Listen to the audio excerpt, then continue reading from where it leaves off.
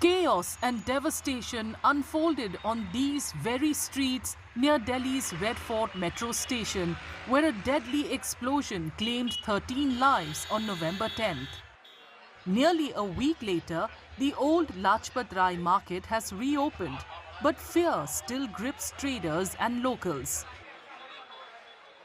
Many traders point to long-standing issues, particularly traffic congestion, caused by unauthorized parking on both sides of the road, which they say makes the area vulnerable. देखो जी, जिसको blast हुआ मैं यहीं बैठा हुआ था और उसको तो ऐसा लगा जैसे कि हमारी जो दुकानों के ऊपर जो लेंटर हैं शायद वो सारे गिर रहे हैं। मतलब इतना जबरदस्त ब्लास्ट हम लोग समझ ही नहीं पाए। थोड़ी सी प्रशासन की तरफ से भी कमी हमें बड़ी पहले ही फेस करनी पड़ी थी कि अनऑथराइज्ड पार्किंग जो सड़क पे लगी हुई है ना, उसका बहुत बड़ा रोल है इसमें। उस दिन भी जब ब्लास्ट हुआ तो उसके बाद भी गाड़ियां बिल्कुल रुकी पड़ी थी। Shopkeepers, already bearing losses from the market's closure after the blast, are now demanding urgent government action and stronger security amid growing safety concerns. जब ये धमाका हुआ था ना, हम खुद परेशान थे कि हम ये हुआ क्या अचानक में। और जितने दिन ये मार्केट हमारी बने, हमारा डोस ही डोस है। हमारी रेंट की दुकान है, हमारा भी रेंट होता है डेली का 1200-1300 रुपये हमारा रेंट है, वो भी हमारा भी नुकसान है।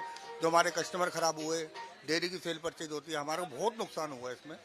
लेकिन हमारे नुकसान से ज़्यादा हमारा दुख इस चीज़ का है कि जो बेचारे जो 5-7 लोग 10 लोग जो बता रहे हैं मरे हैं, उनका बड़ा दुख है हमारे को। और कितने घायल हुए हैं, उनसे बड़ा हमारे को अफसोस हुआ इस चीज़ का।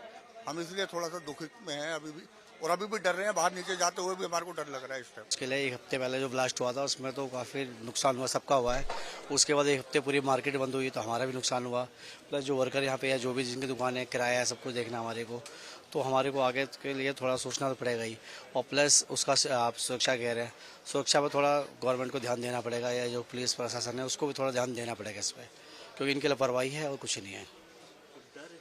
डर तो है, डर तो रहेगा ही। अभी कम से कम 1 महीना रहेगा, क्योंकि हमारे आंखों के सामने हुआ वो, तो हमारे को काफी डर है उसका। जब भी उसके बारे में सोचते हैं दिल दहल जाता है हमारा।